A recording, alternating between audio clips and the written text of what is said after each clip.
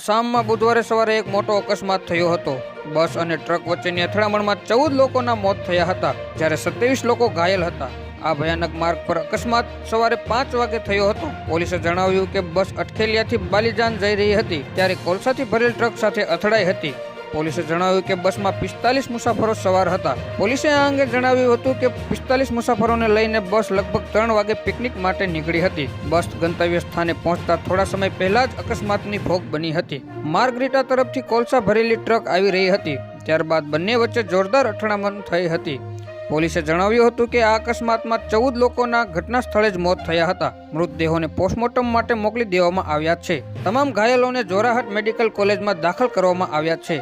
અધિકારીઓએ જણાવ્યું કે તમામ ઘાયલોની હાલત ખરાબ હોવાનું કહેવાય છે। મળતી માહિતી મુજબ આ અકસ્માતમાં ગોલાઘાટ જિલ્લાના ડેરગાંવ પાસે બાલીજાન ગામમાં થયો હતો। અકસ્માત સમયે બસમાં 45 મુસાફરો સવાર હતા, જેઓ સવારે 3 વાગે અટખેલિયાથી બોગીબીલ પિકનિક માટે નીકળ્યા હતા। આ દરમિયાન સવારે લગભગ 5 વાગે માર્ગરીટા તરફથી આવતી કોલસાની ભરતીની ટ્રક બસ સાથે અથડાઈ હતી।